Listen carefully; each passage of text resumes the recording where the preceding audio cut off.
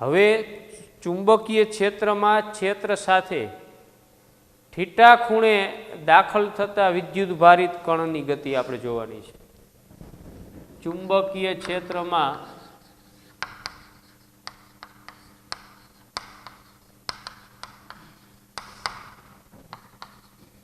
ક્ષેત્ર સાથે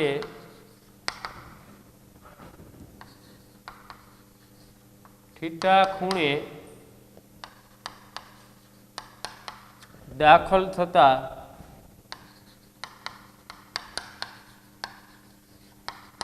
વિદ્યુત ભારિત કણની ગતિ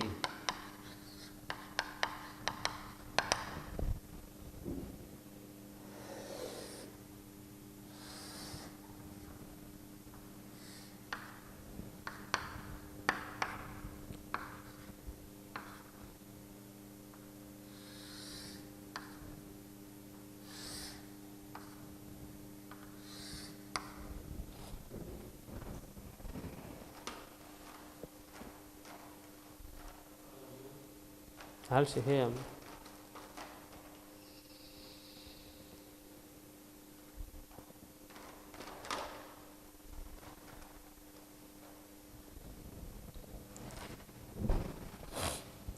ચુંબકીય ક્ષેત્ર બી એક્સ અક્ષ પર લગાડેલું છે. આવા ચુંબકીય ક્ષેત્રમાં ક્ષેત્ર સાથે થીટા ખૂણે એક વિદ્યુત ભારિત કણ દાખલ થાય છે. આમ એનો વેગ છે એ ચુંબકીય ક્ષેત્ર સાથે થીટા ખૂણો બનાવે છે.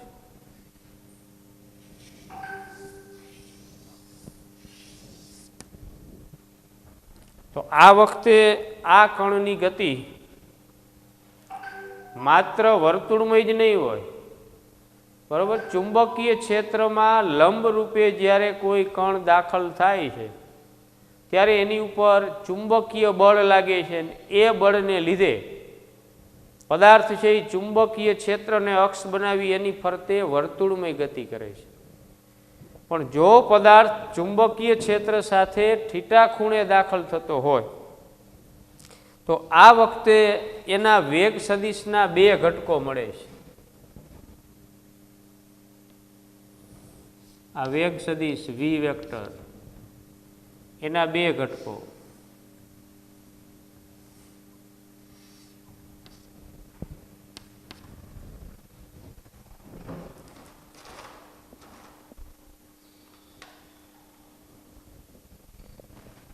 એક ક્ષેત્રની દિશાનો ઘટક જેને આપણે વી પેરેલલ અને એક ક્ષેત્રને લંબ દિશાનો ઘટક, આ થીટા ખૂણો. જ્યારે વિદ્યુત ભારિત કણ ચુંબકીય ક્ષેત્ર સાથે થીટા ખૂણે દાખલ થાય તો આ વખતે વેગ સદિશના બે ઘટકો મળે, બરોબર. ચુંબકીય ક્ષેત્રને લંબ રૂપે નહીં, ચુંબકીય ક્ષેત્રને સમાંતરે નહીં, પણ થીટા ખૂણે. તો આ વખતે વેગના આપણને બે ઘટકો મળે છે અને આ બે ઘટકોમાં એક વેગનો ચુંબકીય ક્ષેત્રની દિશાનો ને એક ચુંબકીય ક્ષેત્રને લંબ. ધારો કે ક્યુ વિદ્યુત ભાર ધરાવતો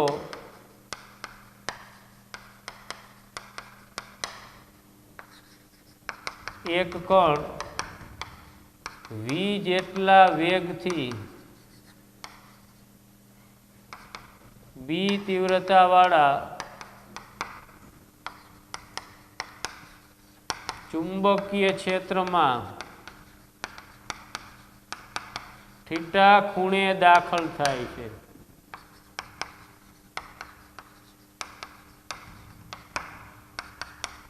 આ વખતે આ પદાર્થના આ વિદ્યુત ભારના વેગના આપણને બે ઘટકો મળશે.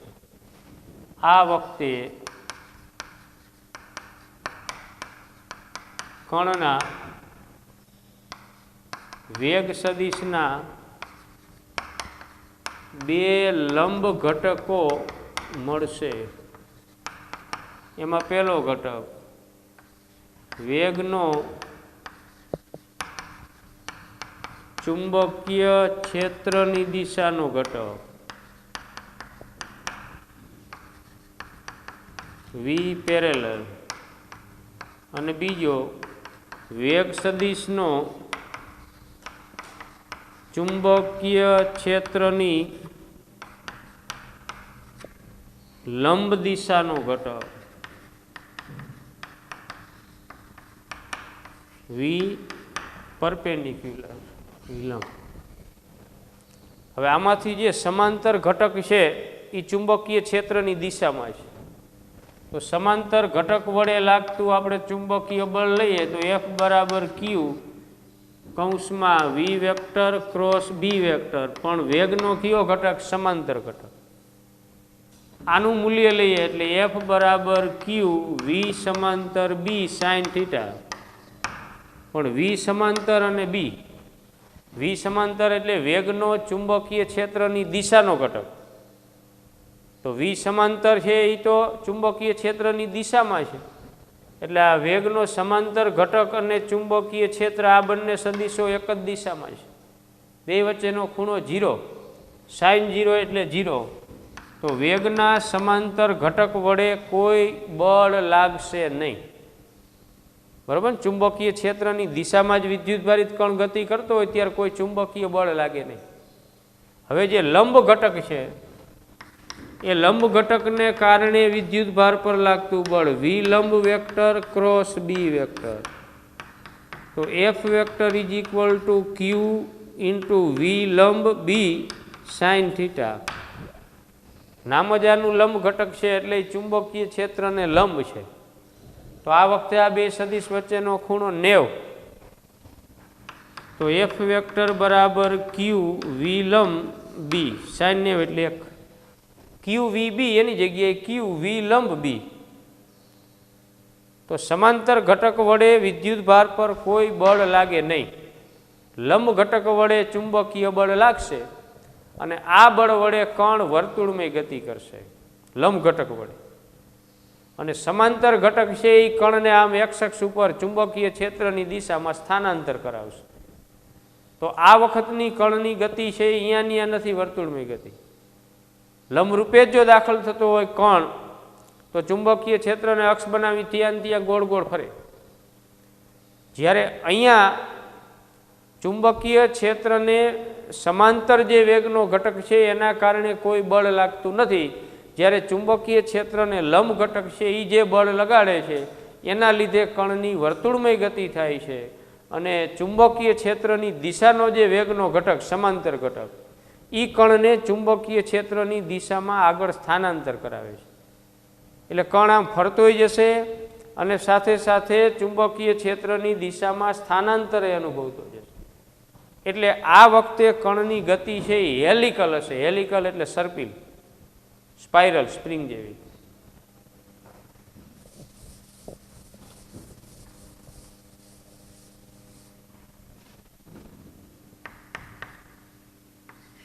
વી સમાંતર એ ચુંબકીય ક્ષેત્રની દિશામાં હોવાથી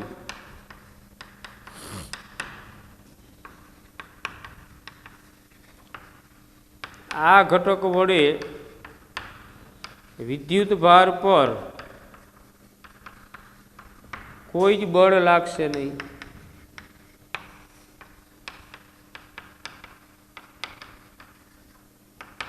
જ્યારે સમાંતર ઘટક જે છે લંબ ઘટક છે, વિલંબ ઘટકને કારણે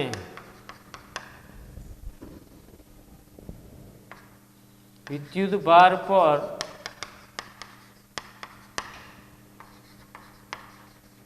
ચુંબકીય બળ લાગે છે.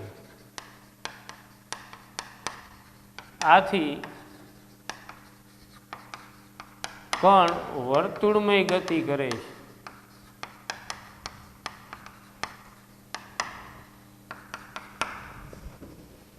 લંબ ઘટક વર્તુળ ગતિ કરાવે છે અને સમાંતર ઘટક ચુંબકીય ક્ષેત્રની દિશામાં સ્થાનાંતર કરાવે છે. સમાંતર ઘટક છે એ વિદ્યુત ભારને એટલે કે કણને ચુંબકીય ક્ષેત્રની દિશામાં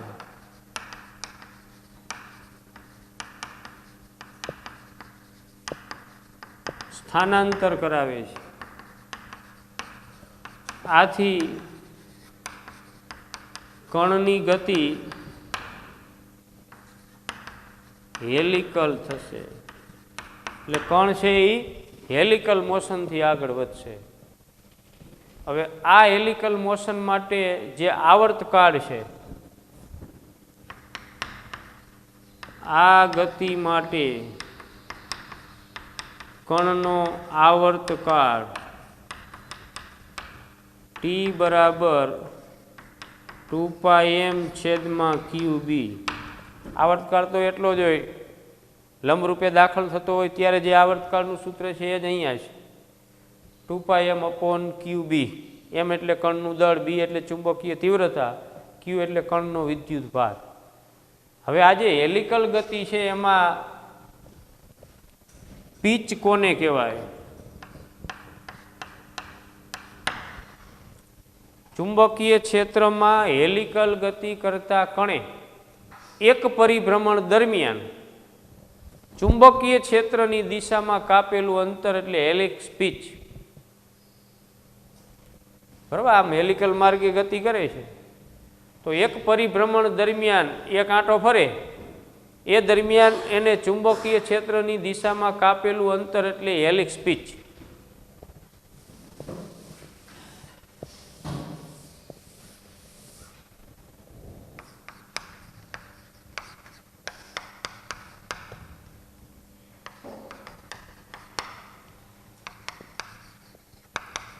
ચુંબકીય ક્ષેત્રમાં હેલિકલ ગતિ કરતા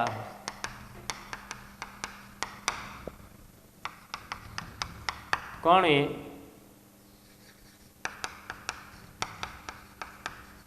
એક પરિભ્રમણ દરમિયાન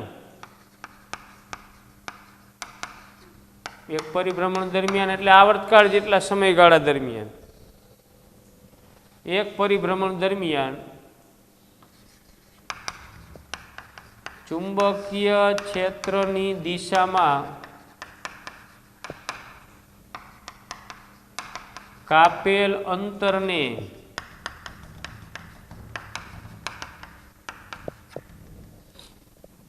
હેલિક્સ પીચ કહે છે, અથવા ખાલી પીચ.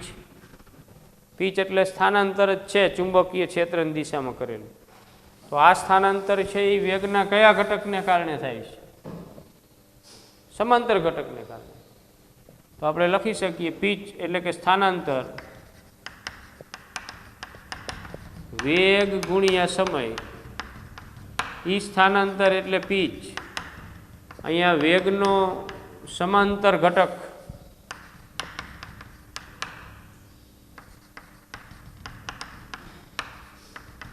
ગુણ્યા સમય એટલે આવર્તકાળ. સમજાણું? સ્થાનાંતર બરાબર વેગ ગુણ્યા સમય. તો સ્થાનાંતર એટલે કાપેલું અંતર જે એક પરિભ્રમણ દરમિયાન આવર્તકાળ જેટલા સમયગાળા દરમિયાન, એ પીચ. વેગની જગ્યાએ વેગનો સમાંતર ઘટક, આ સ્થાનાંતર માટે વેગનો સમાંતર ઘટક જવાબદાર છે, ગુણ્યા એ માટેનો સમય એટલે આવર્તકાળ. પીચ માટેની સંજ્ઞા પી, આ વેગનો સમાંતર ઘટક ગુણ્યા આવર્તકાળ ટી.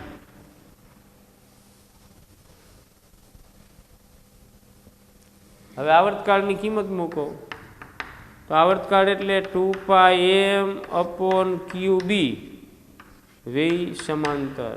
આ હેલિકલ પીચનું સૂત્ર છે 2πm/qb એટલે જે આવર્તકાળનું છે એ જ.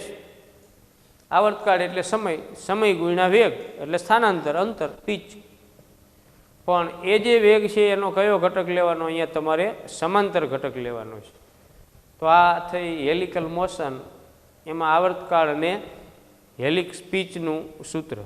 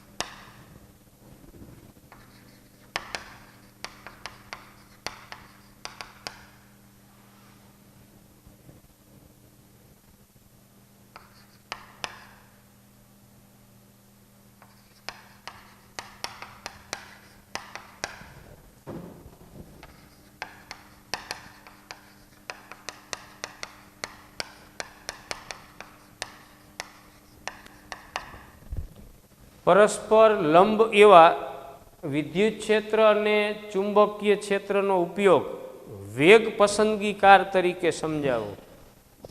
વિદ્યુત ક્ષેત્ર અને ચુંબકીય ક્ષેત્ર પરસ્પર લંબ હોય એટલે કે વિદ્યુત ક્ષેત્ર અને ચુંબકીય ક્ષેત્રની સંયુક્ત અસરમાં આ વિદ્યુત ક્ષેત્ર અને ચુંબકીય ક્ષેત્રનો ઉપયોગ વેગ પસંદગીકાર તરીકે, એટલે આપણે ચોક્કસ વેગના કણોને અલગ પાડવા હોય, સિલેક્ટ કરવા હોય ત્યારે આ લંબ રૂપે રહેલા ઈ અને બીની સંયુક્ત અસરવાળા વિસ્તારમાંથી કણને પસાર કરવામાં આવે છે. તો અહીંયા આપણે ધારો કે કણનો વેગ છે એ એક્સ અક્ષની દિશામાં છે, વિદ્યુત ક્ષેત્ર છે એ વાય અક્ષની દિશામાં છે અને ચુંબકીય ક્ષેત્ર છે એ ઝેડ અક્ષની દિશામાં છે. કોઈ એક ક્યુ વિદ્યુત ભાર ધરાવતો કણ છે એ આ વિદ્યુત ક્ષેત્ર અને ચુંબકીય ક્ષેત્ર લંબ રૂપે હોય એવી સંયુક્ત અસરવાળા વિસ્તારમાં આ બંનેને લંબ રૂપે વી જેટલા વેગથી દાખલ થાય છે.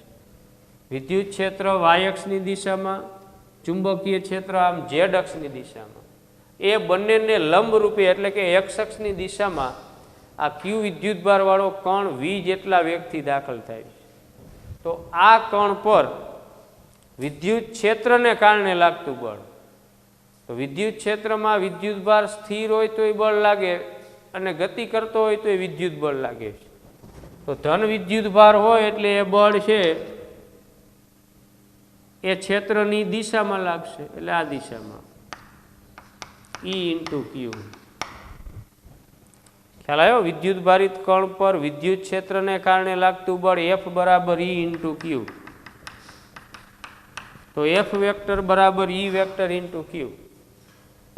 તો આમ કણ ગતિ કરે છે પણ વિદ્યુત ક્ષેત્ર તો વાય અક્ષની દિશામાં છે, તો વિદ્યુત બળ છે એ ધન વાય અક્ષની દિશામાં લાગશે.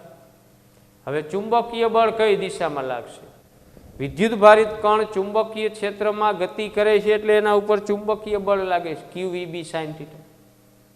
એ જમણા હાથના પંજાના નિયમ પ્રમાણે આપણને મળે છે.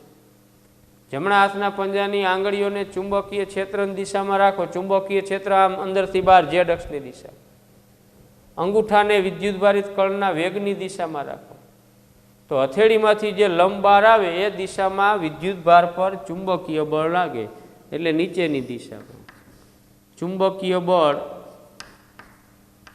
એફ ઓફ બી અને આ જે વિદ્યુત બળ છે એફ ઓફ ઈ. સમજાણું? વિદ્યુત ભાર ઉપર બે બળો લાગ્યા, કારણ કે આ ક્ષેત્ર એવું છે કે આમાં બે છે, વિદ્યુત ક્ષેત્ર અને ચુંબકીય ક્ષેત્ર, બેની સંયુક્ત અસર છે.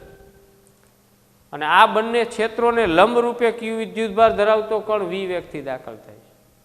એટલે વિદ્યુત ક્ષેત્ર જે બળ લગાડે ઈ ઇન્ટુ ક્યુ, જે ક્ષેત્રની દિશામાં વિદ્યુત ક્ષેત્રની દિશામાં, અને ચુંબકીય ક્ષેત્ર જે બળ લગાડે છે એ વી અને બી થી બનતા સમતલને લંબ, તો વી એક્સ અક્ષની દિશામાં, બી ઝેડ અક્ષની દિશામાં, આ બે થી જે સમતલ બને એને લંબ રૂપે ઉપરથી નીચે, એટલે ઋણ વાય એક્સની દિશામાં છે.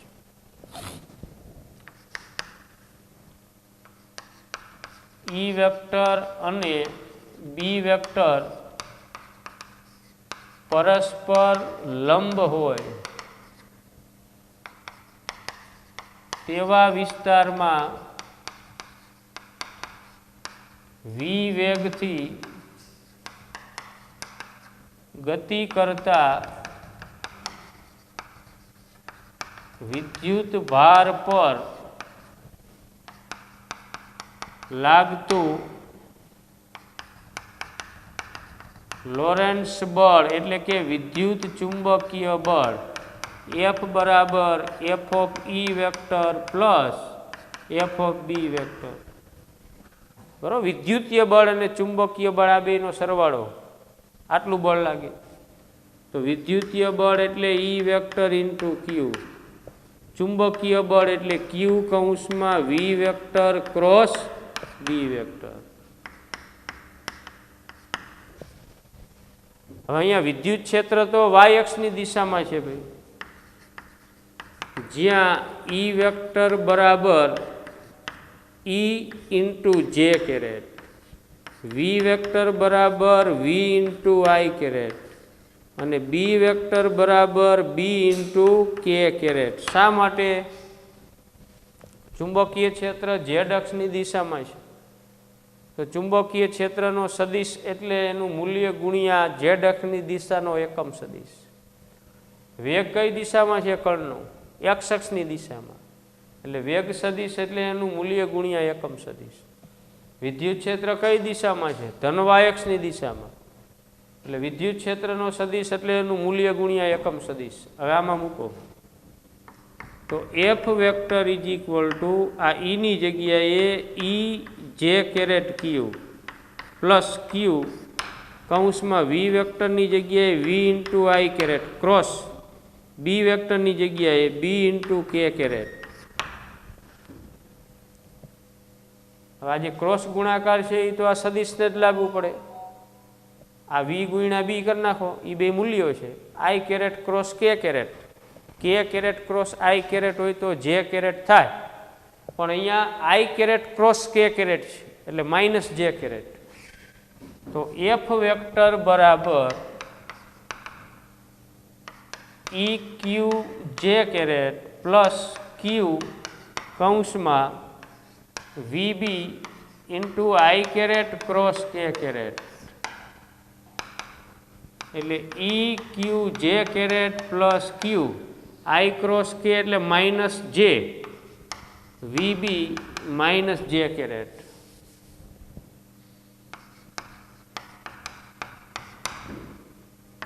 ચલો જે આ બેમાંથી ક્યુ કોમન કાઢો એટલે ઈ જે કેરેટ માઇનસ વીબી જે કેરેટ ઇન્ટુ ક્યુ.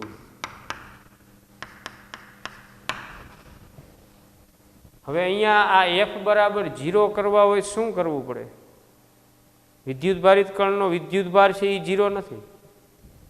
હવે જો આ બંને બેની દિશા તો વિરુદ્ધ છે જ, આ ધનવાયક્ષની આ ઋણવાયક્ષની, એટલે ઈ બરાબર વીબી થાય જો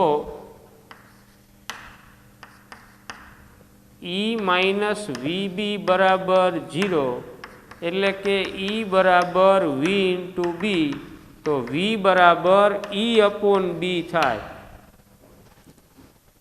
ચુંબકીય ક્ષેત્ર અને વિદ્યુત ક્ષેત્રની સંયુક્ત અસરવાળા વિસ્તારમાં વી અને બીનું મૂલ્ય આપણે એવી રીતે એડજસ્ટ કરીએ ચુંબકીય ક્ષેત્રનું અને વેગનું, જેથી કરી ઈ માઇનસ વીબી બરાબર 0 થાય. ઈ માઇનસ વીબી બરાબર 0 એટલે ઈ બરાબર વીબી. બરાબર, વેગ અને ચુંબકીય ક્ષેત્રનું મૂલ્ય એવી રીતે રાખીએ કે ઈ બેનો ગુણાકાર વિદ્યુત ક્ષેત્રના મૂલ્ય જેટલો થાય તો વેગ છે ઈ અને બીના ગુણોત્તર જેટલો આવે. તો આ વિદ્યુત ક્ષેત્ર અને ચુંબકીય ક્ષેત્રની સંયુક્ત અસરવાળા વિસ્તારમાં લંબ રૂપે વિદ્યુત ભારિત કણો દાખલ થતા હોય એમાં આપણે ચોક્કસ વેગવાળા કણોને પસંદ કરવા હોય. ચોક્કસ વેગવાળા એટલે આટલા, ઈ અને બીના મૂલ્યનો જે ગુણોત્તર મળે છે એ ગુણોત્તર જેટલો વેગ જે કણનો હોય એવા કણોને અલગ કરવા હોય તો આવા કણો ઉપર લાગતું ચોખ્ખું બળ શૂન્ય થાય. શા માટે?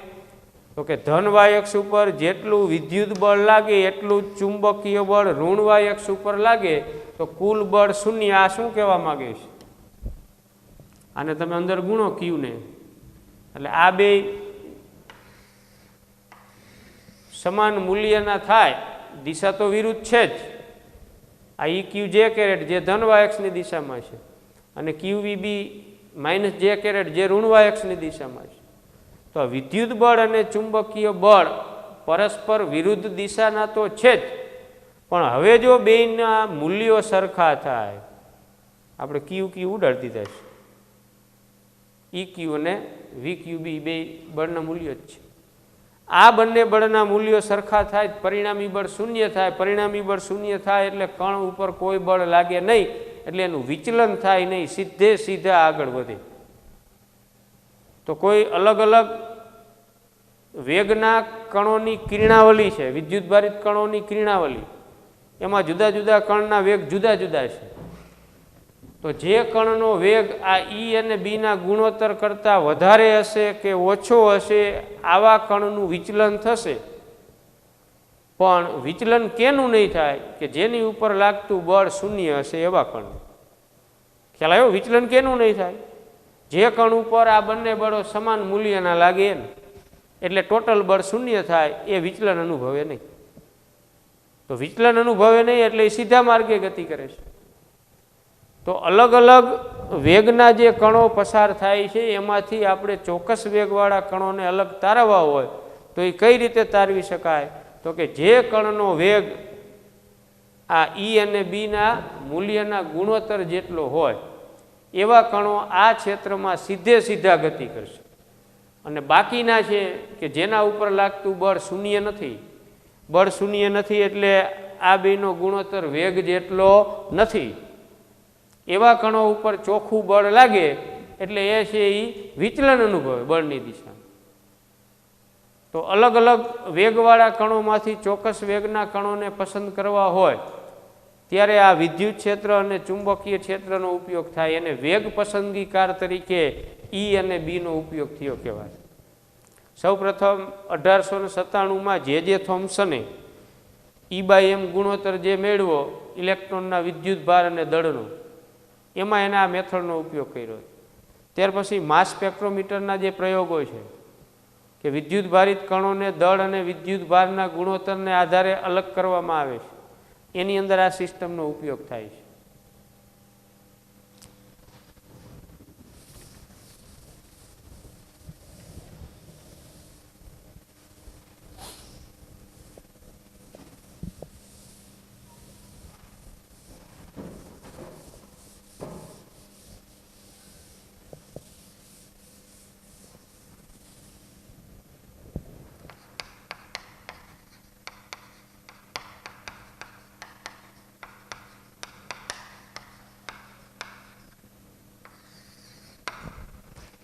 આ થિયરી છે એ આ ચેપ્ટરની મોસ્ટ આઈએમપી થિયરી છે.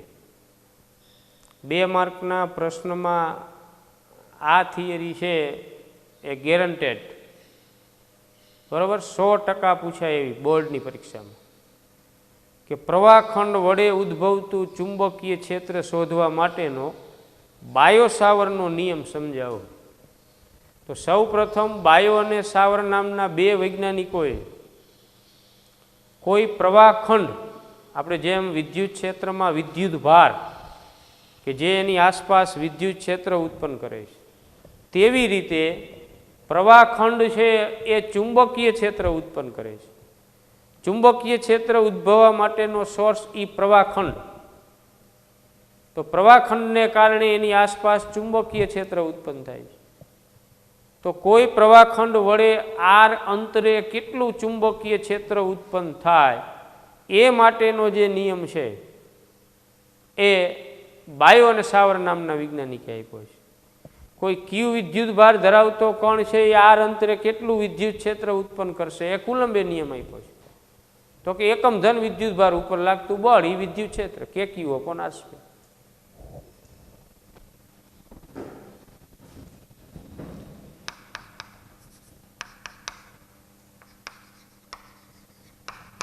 વિદ્યુત પ્રવાહખંડ વડે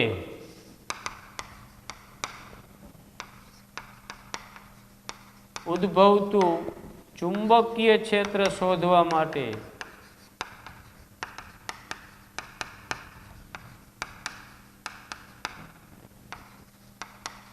બાયો અને સાવર નામના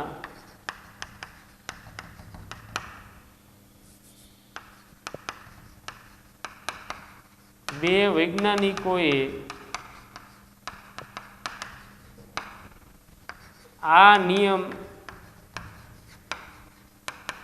આપેલો હોવાથી તેને બાયો સાવરનો નિયમ કહે છે.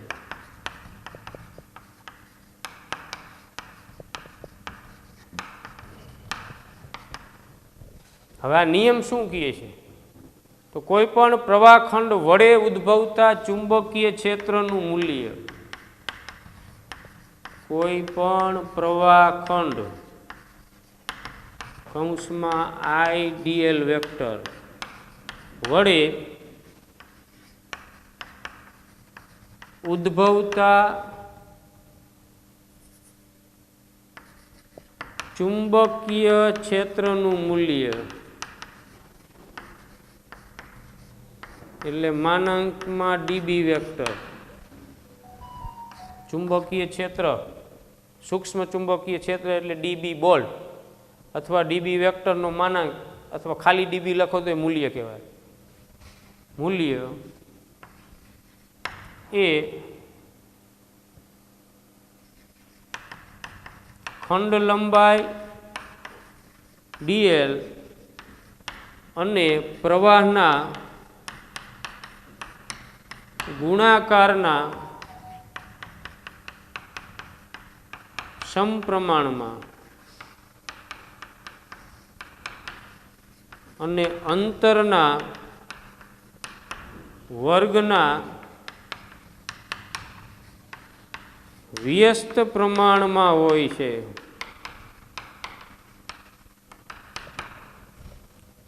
કોઈ પણ પ્રવાહખંડ વડે ઉદ્ભવતા ચુંબકીય ક્ષેત્રનું મૂલ્ય કેટલું હોય તો તે ખંડ લંબાઈ ડીએલ વેક્ટરનો માનાંક અથવા ખાલી ડીએલ અને પ્રવાહ આઈના ગુણાકારના સમપ્રમાણમાં અને અંતરના વર્ગના વ્યસ્ત પ્રમાણમાં હોય છે.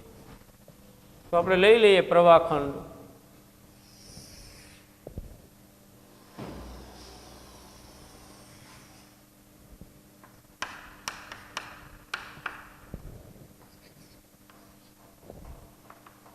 આકૃતિમાં એક અનિયમિત આકારનો પ્રવાહધારી તાર XY દર્શાવેલો છે.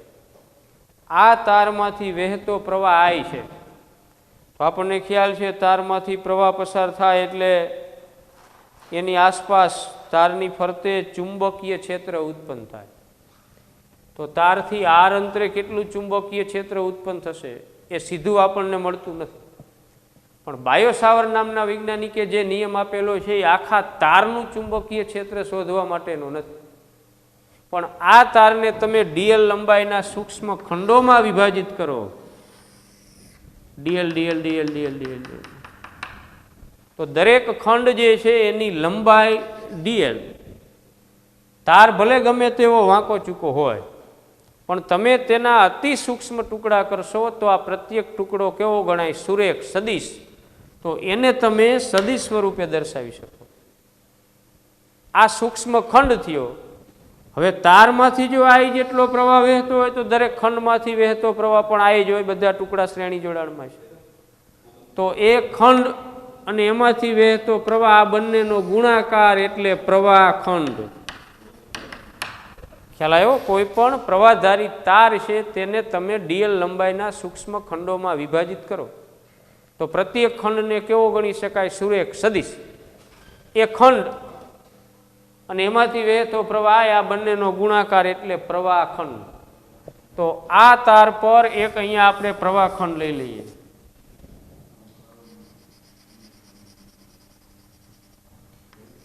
આ પ્રવાહ ખંડ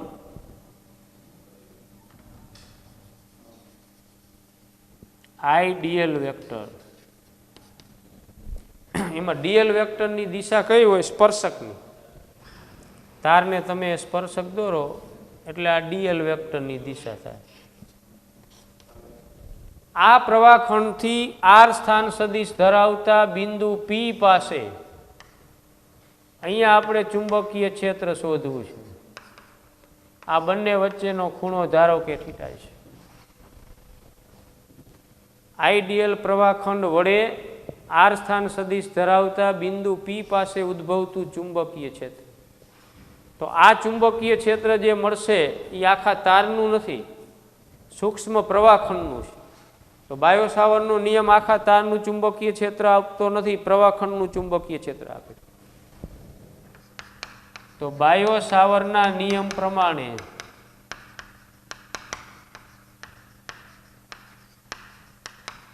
આ ખંડ વડે ઉદ્ભવતા ચુંબકીય ક્ષેત્રનું મૂલ્ય એટલે માનાંકમાં ડીબી.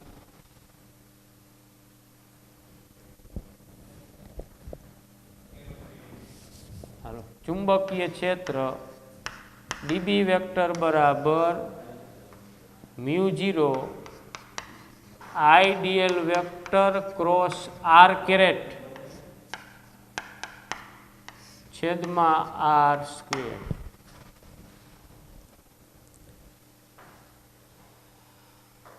જોવો જોઈએ આ બાયો સાવરનો નિયમ છે, એનું ગાણિતિક સ્વરૂપ છે. નો ખ્યાલ આવે તો આમ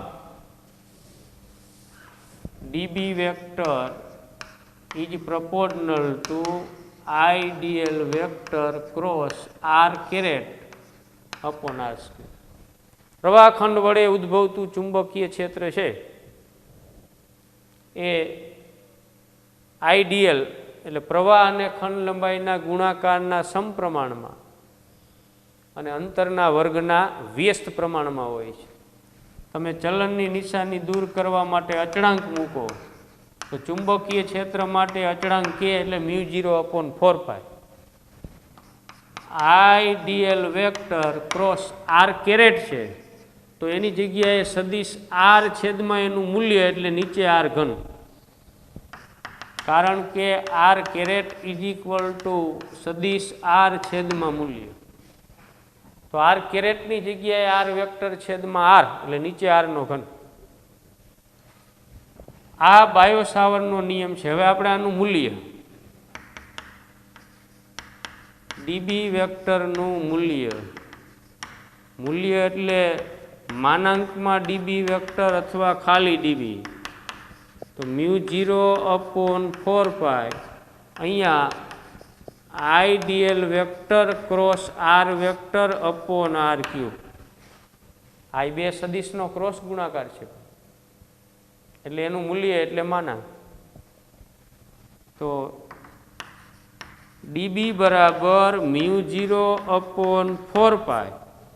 આ બેનો ક્રોસ ગુણાકાર કાઢી એટલે I D L R sine theta upon R cube થાય ને. એક ક્રોસ બી હોય તો એ બી સાઇન થીટા. તો I D L vector cross R vector છે એટલે આઈડીએલ આર સાઇન થીટા છેદમાં આર ઘન. એક આર ઉડાડી દો એટલે ચુંબકીય ક્ષેત્રનું મૂલ્ય ડીબી બરાબર μ0/4π IDL sine theta upon R square. હવે જે બાયો સાવરનો નિયમ છે એ તમે જુઓ જોઈએ. પ્રવાહખંડ વડે ઉદ્ભવતા ચુંબકીય ક્ષેત્રનું મૂલ્ય ડીબી કેટલું હોય? ખંડ લંબાઈ ડીએલ અને પ્રવાહના ગુણાકારના સમપ્રમાણમાં. આ તો અચળાંક છે અને અંતરના વર્ગના વ્યસ્ત પ્રમાણમાં હોય છે. આ થીટા શું છે? જ્યાં થીટા એ ડીએલ વેક્ટર અને આર વેક્ટર વચ્ચેનો ખૂણો છે.